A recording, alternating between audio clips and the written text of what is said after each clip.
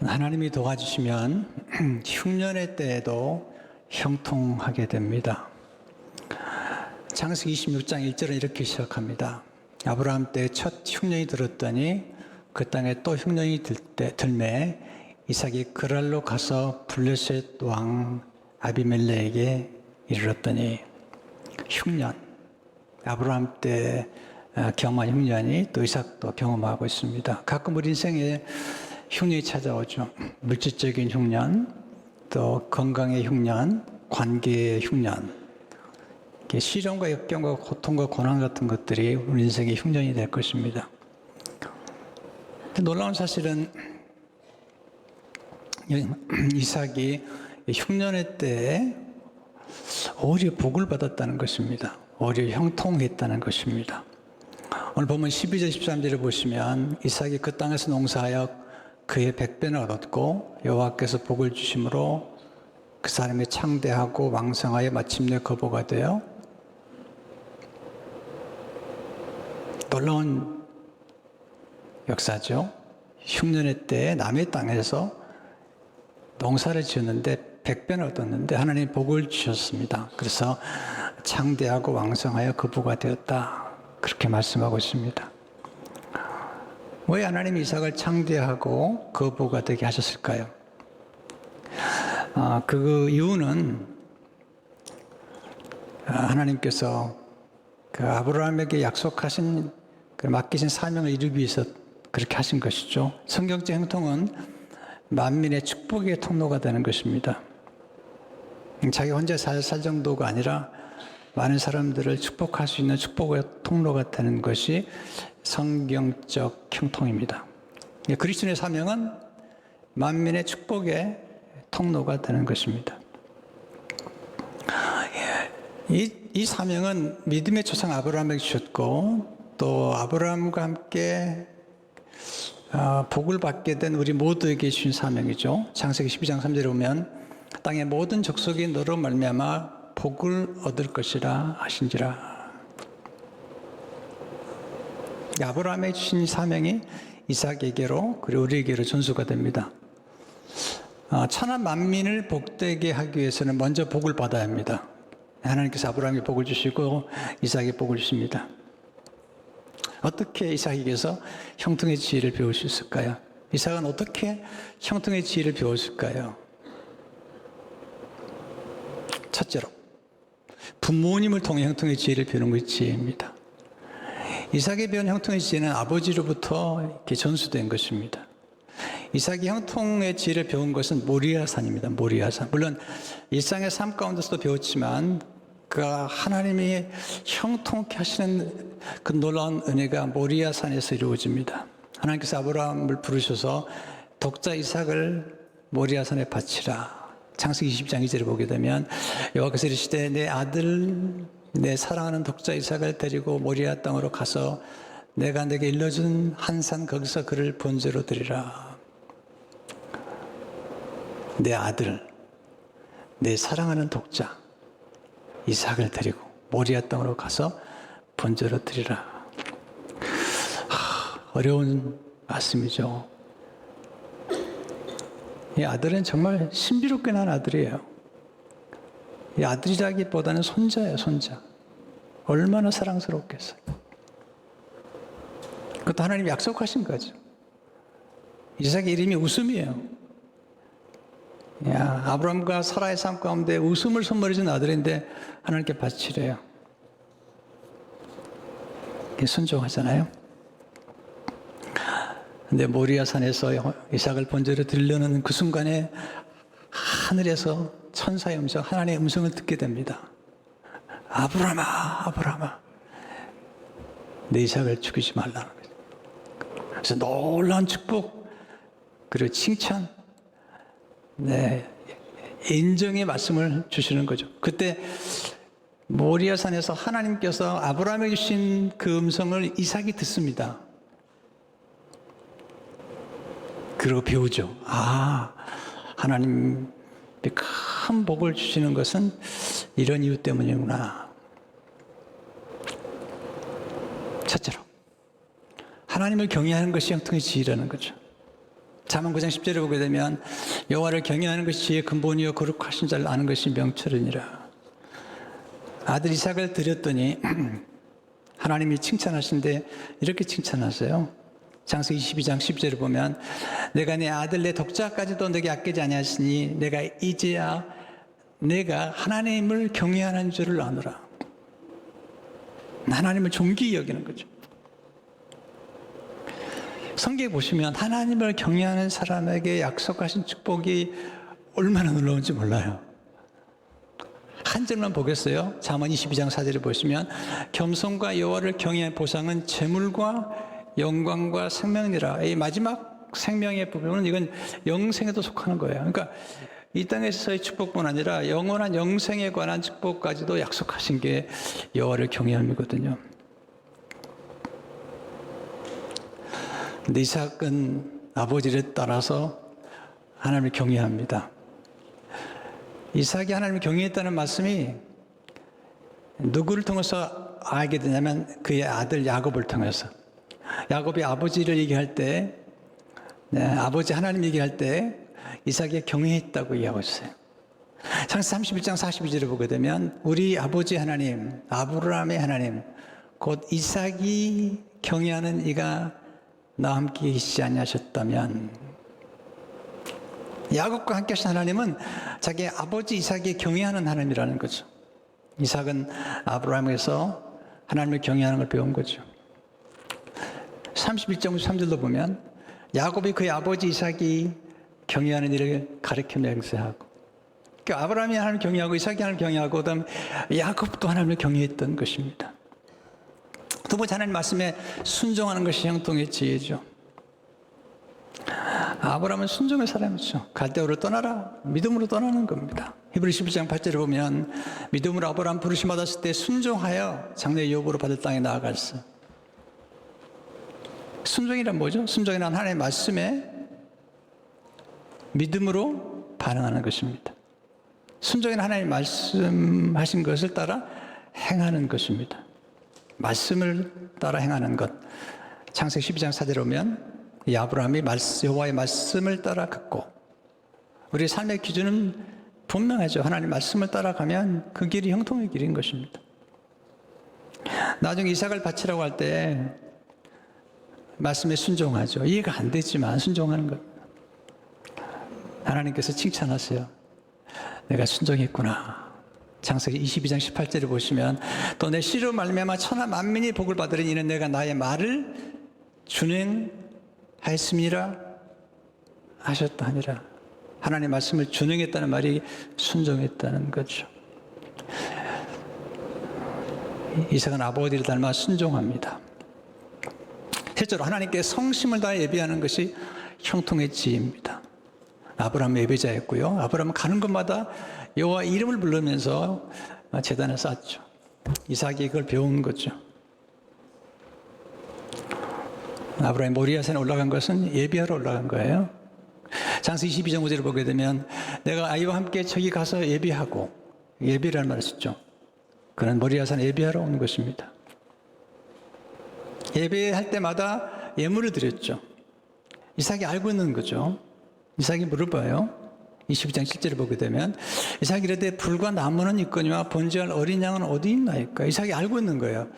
아버지가 예배 드릴 때마다 불과 나무와 함께 어린 양을 가지고 가서 예배를 드렸는데 지금 불과 나무는 있는데 어린 양이 없는 거죠. 여러분, 예배에 성공한 사람이 인생에 성공하는 거예요. 예배라는 단어, worship이라는 단어는 worth, 가치라는 데서 하나님을 가장 가치 있게 여기고 가장 존귀히 여기는 것이 예배잖아요. 가장 정성을 다하는 거죠. 이삭도 아버지를 닮아서 가는 곳마다 제단을 쌓고 하나님 이름을 부릅니다. 하나님을 위해서 제단을 쌓고 번제를 드리고 그 하나님의 이름을 부르는 게 예배죠. 네 번째, 하나님을 신뢰하는 믿음이 형통의 지혜입니다. 하나님을 신뢰하는 것. 아브라함은 하나님을 신뢰했어요. 아들 이삭을 바치라고 하는 순간에도 하나님을 신뢰했습니다. 하나님의 능력을 신뢰했습니다. 하나님의 사랑을 신뢰했습니다. 하나님이 내 아들 이삭을 바치라고 하는 것은 무슨 뜻이 있을 거야? 라고 하나님을 신뢰했던 겁니다. 근데 성경에 보게 되면 아브라함이 뭘 신뢰했냐면 부활을 신뢰했다는, 부활을. 하나님 앞에 이삭을 드리면 하나님이 부활을 다시 살려주실 거라는 믿음을 가졌다는 거죠. 어떻게 할 수 있죠? 창세기 22장 5절을 보세요. 예, 아브라함의 종들에게 이르되 너희는 나귀와 함께 여기서 기다리라. 내가 아예와 함께 저기 가서 예배하고 우리가 너에게 돌아오리라. 전 이 말씀을 깨닫는 중에 몸에 전율이 오더라고요. 아니, 아들을 하나님의 번제를 드리면 예배하고 내가 너에게 돌아오리라 얘기해야 되는데 우리가 돌아오겠다는 거죠. 히브리서는 아브라함이 부활을 믿었다. 그의 신앙은 부활 신앙이라고 얘기해요. 인류 역사상 최초로 부활을 믿고 경험한 사람, 영적으로 봤을 때요. 이삭은 예수님의 모형이잖아요. 사실 아브라함의 마음속에 이삭은 죽었고 모리아 산에 3일 동안 갈 동안 이미 죽었고 모리아 산에서 다시 살아났다는 거죠. 히브리서 11장 19절을 보게 되면 그 하나님이 너희 이삭을 죽은 자 가운데서 다시 살리실 줄로 생각한지라. 비유컨대 그를 죽은 자 가운데 도로 받은 것이니라. 아브라함 믿음을 얘기할 때 이삭을 죽은 자 가운데 나를 살리실 것을 믿었다는 거죠. 그래서 아들 이삭에게 말하죠. 하나님이 준비하실 것이다.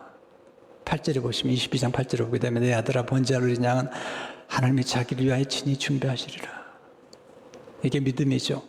이삭을 바치면서 하나님의 이삭을 바칠 때 하나님이 준비하라는 거라는 거죠. 여호와 이레는 미리 준비하신 하나님이라는 뜻이에요. 하나님의 이삭을 아브라함이 바칠 걸 알았어요. 알고 세 가지를 준비하셨어요. 여러분이 하나님 앞에 뭔가를 드릴 때 또 헌신할 때 여러분 마음속에 그런 감동을 주다 하나님께서 뭔가를 준비하고 계시는 거죠. 축복을 준비하고 계십니다. 세 가지를 준비하는, 첫째는 순양을 준비해요. 순양을. 20장 13절을 보시면 아브라함이 가서 그 순양을 가져다가 아들을 대신하여 번제로 드렸더라. 하나님께서 이삭을 드릴 걸 알고 미리 순양을 준비해 놓으신 거죠. 그래서 순양이 이삭을 대신해 죽잖아요. 둘째는 큰 복을 예비해 주셨어요. 준비하셨죠. 창세기 10장 17절을 보게 되면 내가 내게 큰 복을 주고 복도 큰 복이 있는 거죠. 내 씨가 크게 번성하여 하늘에게 별과 같고 바닷가에 모래 같게 하리. 내 씨가 그 대적의 성문을 차지하리라. 이삭이 하나님 앞에 드려질 걸 알고 하나님 이삭을 위해서 아브라함을 위해서 큰 복을 예비하셨는데 이 큰 복이 이삭에게 속한 거죠. 셋째는 이삭이 아내 리브가를 준비하신 거예요. 창세기 20장 마지막 부분을 보게 되면 리브가가 나와요. 아니 이삭을 하나님 앞에 드리면 이삭이 죽었다면 어떻게 리브가가 나오겠어요? 근데 하나님은 이삭을 아브라함이 바칠 줄 알고 그리고 하나님께서 이삭을 대신해 순양을 예비하시면서 하나님은 리브가를 준비하셨던 거죠.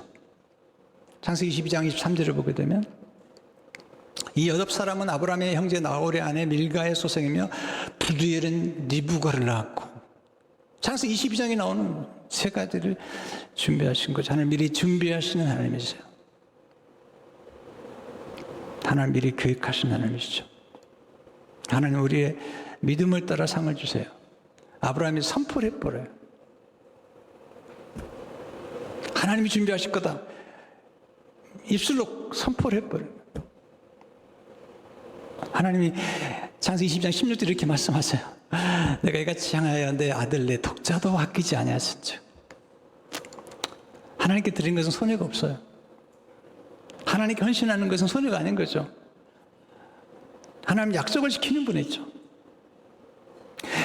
이삭도 믿음의 사람이 됐어요. 히브리 10장 20절을 보게 되면 믿음으로 이삭은 장자 쓸 일에 대하여 야곱과 에서에게 축복하였습니다. 두 번째, 형통의 지혜는 하나님의 인도를 받는 지혜죠. 하나님이 흉년의 때에 이삭을 찾아오세요. 그리고 축복하세요. 왜 축복하냐면 아브라함 때문에 축복하세요. 이게 아버지의 믿음이 참 중요한 거죠. 창세기 20장 22절에서 들어보세요. 여호와께서 이삭에게 나타내실 때 애굽으로 내려가지 말고 내가 내게 지시하는 땅에 거주하라. 이 땅에 거주하면 내가 너와 함께 있어 내게 복을 주고 내가 이 모든 땅을 너와 내 손에 주리라. 내가 내 아버지 아브라함에게 맹세하는 것을 이루어 내 자손을 하늘의 별과 같이 번성하게 하며 이 모든 땅을 내 자손이 주리니 내 자손을 말미암아 천하 만민이 복을 받으리라. 이는 아브라함이 내 말을 순종하고 내 명령과 내 계명과 내 율례와 내 법도를 지켰음이라 하시니라. 아브라함이 내 아버지가 순종했는데 내 아버지한테 내가 약속한 걸 내가 지켜주겠다. 그죠?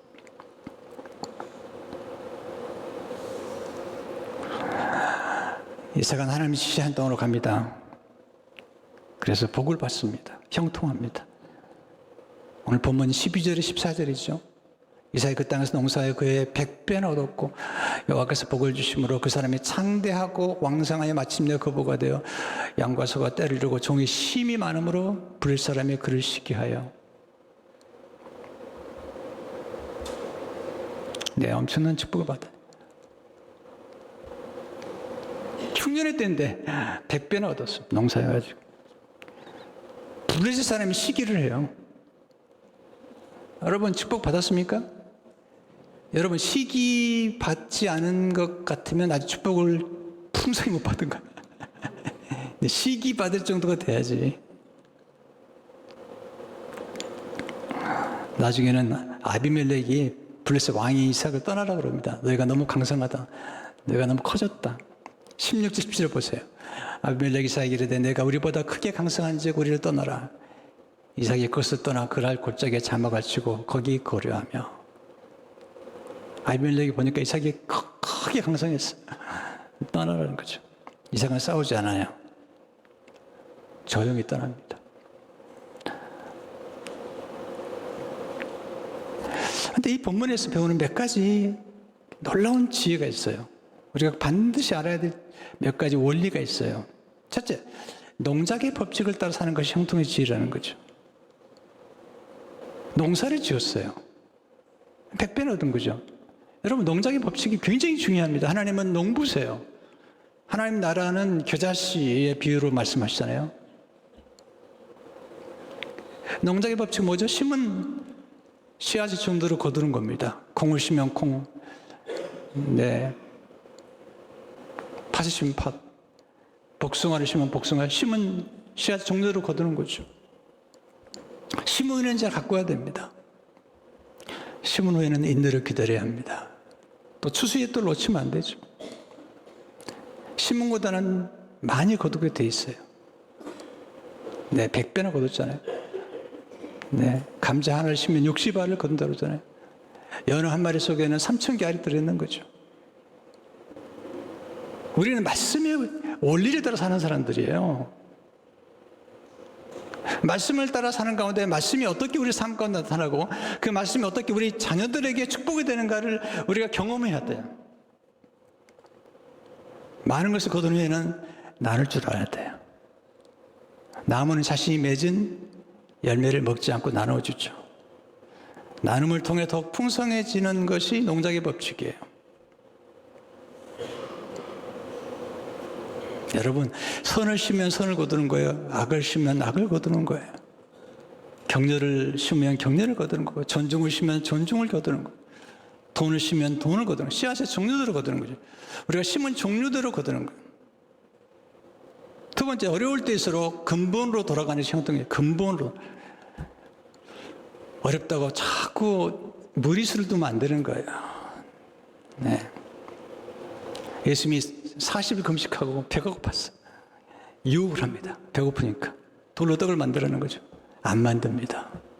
하나님 나라는 농작의 법칙이지 돌로 떡을 만드는 나라가 아닙니다. 마태복음 4장 4절 이렇게 말씀하시죠. 사람이 떡으로만 살 것이 아니요 하나님의 입으로부터 나온 모든 말씀으로 살 것이라. 하나님께 돌아간다는 거죠. 이삭이 잘 된 다음에 아버지 우물을 파요. 이게 우물이 근본이에요. 네, 우물, 생수가 없으면 가축을 키울 수도 없고 농사도 못하는 거죠. 그 근본으로 돌아가는 거죠. 아버지께로 돌아가는 거죠. 아버지 하나님께로 돌아가는 거예요. 마태복음 16장 18절을 보세요. 그 아버지 아브라함 때 팠던 우물들을 다시 팠으니 이는 아브라함이 죽은 후에 블레셋 사람이 그물들을 메웠습니다. 이삭의 그물들의 이름을 그의 아버지가 부르던 이름으로 불렀더라. 이게 과거가 중요한 거예요. 아버지의 그 축복된 우물이 중요한 거예요. 이걸 부흥이란 말을 썼어요. 마틴 존슨은요. 생수로 돌아가는 거. 이 생수가 뭐죠? 이게 하나님이시잖아요. 성경에 보면요. 한국 초대교회가 이렇게 교회를 이렇게 개척할 때마다 우물이 있는 곳을 개척했어요. 우물이. 교회 안에 우물이 있는 거예요. 이 우물은 뭘 상징하죠? 이건 구원을 상징하는 구원의 우물. 이사야 12장 3절을 보시게 되면 그럼 너희가 기쁨으로 구원의 우물들에서 물을 기르려다. 구원의 우물들에서 물을 기르려다. 물이 중요하잖아요. 생수가 중요하잖아요. 생수는 하나님을 의미하잖아요. 하나님은 생수의 원천이시죠. 지혜란 원천으로 돌아가는 거예요. 지혜란 원천을 소중히 여기는 것입니다. 지혜란 원천에 머무는 것입니다. 한 번 마신 물보다 우물을 소유한 사람이 지혜로운 사람이에요.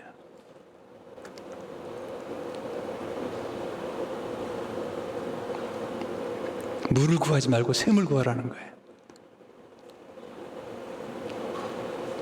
정말 탁월한 목수는 나무를 산다. 물론 나무도 사지만 정말 탁월한 목수는 산을 산다는 거예요. 산을.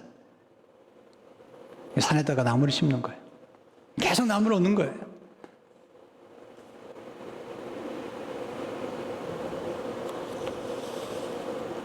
우리는 과거를 잘 배우셔야 돼. 과거를 잘 연구해야만이 미래가 열리는 거예요. 여러분, 시스템만 바뀌지 사람은 바뀌지 않아요.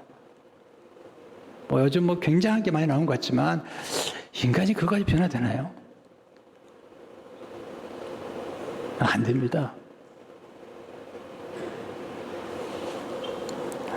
우리는 다시 생수로, 말씀으로, 기도로, 성령 충만으로 돌아가요. 성령 충만으로. 여러분, 인간의 노력만 가지고 안 돼요. 하나님이 역사하셔야 돼요. 하나님이. 지금도 세계에서 부흥하는 교회들은 성령의 역사를 의지하는 오순절 교회가 부흥하는 거예요. 세 번째, 온유한 성품을 형성하는 것이 형통의 지혜입니다. 제가 보니까요, 성격은 타고나요. 성품은 훈련을 통해 형성이 돼요. 성격, 기질은 타고나요. 근데 성품은 훈련을 통해 형성이 돼요. 성품이 굉장히 중요해요. 그 중 하나가 온유한 성품이죠. 온유한 성품의 특징은 뭐냐면 싸우지 않아요. 이삭이 그랄 골짜기에 샘의 근원을 얻잖아요. 창세기 10장 19절을 보시게 되면 이삭의 종들이 골짜기를 파서 샘 근원을 얻었더니, 이게 축복이죠. 샘 근원을 얻은 거니까. 근데 그런 목사들과 이삭의 목사들이 싸워요. 다투게 되면 줘버려요. 다시 파요. 21절에 보면 또 다른 우물을 팠더니 그들이 또 다툼으로 그 이름을 신나라 했으며. 이삭을 통해서 아주 소중한 걸 배우는 거죠. 빼앗길 바에는 줘버리는 게 나아요. 쫓겨날 바에는 떠나는 게 나아요. 제가 그랬어요. 온유란 가능한 싸움을 피하는 거예요. 싸움 안 할 수도, 싸울 수밖에 없는 상황이지만 가능한 싸움. 온유란 싸우지 않을 때까지 우물을 계속 파는 거예요. 온유한 사람은 좋은 결과가 나올 때까지 횟수를 더해가며 하늘을 반복하는 사람이죠. 이삭이 계속 우물을 파는 거예요. 뺏으면 줘버려요. 또 파는 거죠. 그랬더니 더 이상 싸움이 없었죠. 22절을 보세요. 이삭이 거기서 옮겨 다른 우물을 팠더니 그들이 다투지 아니하였으므로 그 이름을 르호봇이라 하여 이르되 이제는 여호와께서 우리를 우위하여 넓게 하셨으니 이 땅에서 우리가 번성하리로다 했더라. 이제는 하나님께서 넓게 하신 거죠. 거기까지 가는 거죠. 최상의 형통은 사실은 하나님의 구원의 드라마에 참여하는 거예요. 왜냐하면 이삭이 거부가 되는 걸 지금 얘기하는 게 아니에요. 이삭이 나중에 리브가가 결혼해가지고 야곱을 낳아가지고 야곱의 후손 가운데 유다가 그리고 예수님이 오시는 거예요. 구원의 드라마가. 이삭이 결혼했는데 리브가가 아이가 없어요. 남편이 기도해요. 멋있는 거예요. 주로 아내가 기도하는데 남편이 기도하는데 그 기도가 응답이 돼요. 창세기 25장 21절을 보세요. 이삭이 그의 아내가 임신하지 못함으로 그를 위하여 여호와께 간구하며 여호와께서 그의 간구를 들으셨으므로 그의 아내 리브가가 임신하였더니, 와, 이 남편이 이삭이 기도의 능력을 아는 거예요. 아내를 위해서 기도했더니 아내가 아이를 낳는 거죠. 남편들이요, 아내를 위해서 기도하십시오. 물론 아내가 남편을 위해서 기도하는 건 중요한 일이지만 남편도 아내를 위해서 기도해야죠.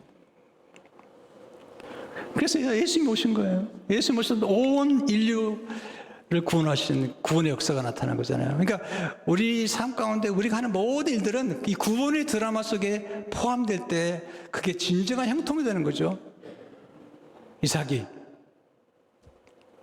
리브가를 통해서 야곱을 낳고, 야곱이 12아들 낳고, 요셉, 유다를 낳고, 다윗이 예수님을 통해서 우리를 구속하신 거죠. 이삭을 바칠 때 순양을 입었는데 그 순양 대신 예수님께서 십자가에서는 그냥 죽으신 거예요. 그리고 우리를 구원하신 겁니다. 왜 우리 형통해야 될까요? 형통을 통해서 많은 사람을 구원하기 위해서, 형통을, 만민의 생명을 구원하기 위해서 하나님 여러분에게 이런 축복을 주시기를 주 이름으로 축원합니다.